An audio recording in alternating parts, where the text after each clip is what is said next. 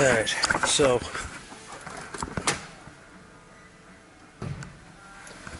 we finally got our new radio hooked up in here, the right radio, and there's our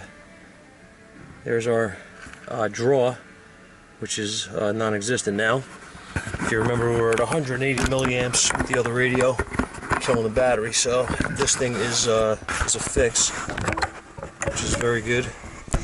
The thing I wanted to talk about though with this truck, this is my buddy's, this is my neighbor's, what do you call, CX9, and the thing that killed us with this truck more than anything else was not the diag as much as the parts. Can't buy them. So what we did was we took the dealer's advice and found an aftermarket one. This does not have to be programmed or anything. It's just plug and play. It's rare today, right? But you know, it's good. The only thing with this truck is there are 9 different radio combinations for this model year. Another brilliant idea the manufacturers are doing with these parts is multiples of you know, different parts for the, you know, the same vehicle, which is really stupid. But I'll show you what we did. There's a number. This is obviously the new radio, but there's a number on this unit right here, TD7666ARX, and there's also a number on the head unit. These are 2 separate pieces if you buy them from the dealer. Another brilliant idea. There's a number behind this unit. Now, the dealer told me that if you just match the one number here, everything else should fall into place, which is great. We called a salvage yard that we use.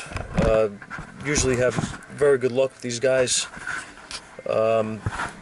This didn't go that way at all. I always give part numbers, VIN numbers, as much information as possible, like I want from a customer when they come in with a complaint. I want to give the parts guy as much information as I can, because if you don't, you're going to have a problem. And even when you do, you're probably going to have a problem like we did. So I had given the part number off this unit. I gave the VIN number to the guy, and they got delayed for some reason for about a week. And finally the radio arrived this past Monday. I'm sorry, last Monday, rather. When it came in, it immediately did not look right.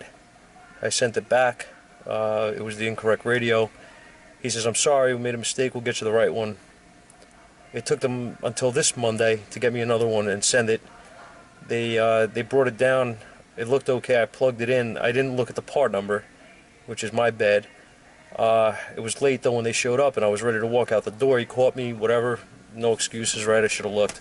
I plugged it in, and the radio turned on, functions worked, except it had no sound. And I call the guy back and tell him, you know, the radio's no good or something's wrong here. And he says, well, he says, no, he says, it has to be programmed, you know, otherwise it won't play. I says, no, I said, it's not a programming issue. I said, it's a wrong radio issue or a broken radio issue or whatever. So he says, do the part numbers match? And I was like, no, they don't. So he goes, oh, he goes, well, what part number do you have off the old one? I says, dude, I gave you the part number. He insisted I didn't. I mean, he read it back to me, but whatever, man. It's not even worth arguing. They somehow, it took them 2 weeks to get me a radio, but somehow they were able to get me the correct radio now overnight. Just sucks. I finally got it together. Like I said, this is a buddy of mine. He's not, you know, thank God he's not a typical customer that is like, you know, what the hell's going on? Where's my car? Because normally this stuff doesn't happen as far as getting tied up for weeks at a time with a vehicle. But this time it happened to be a friend of mine, and this is the same vehicle that the scumbag body shop stole the battery out of.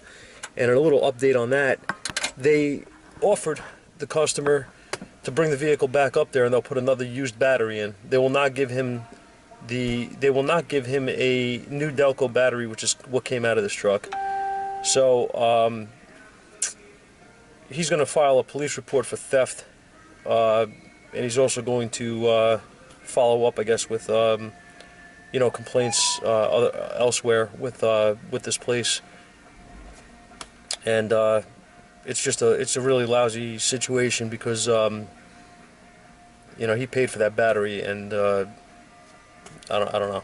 So that's where we're at with that. But I wanted to show you guys that this did fix the, you know, the draw, which It's great news, and the radio does play. I tested it. So I'm going to button this thing back up, and I'm going to move on to the next headache that comes through the door, I guess. So thanks guys for watching. Appreciate it, and I'll see you soon.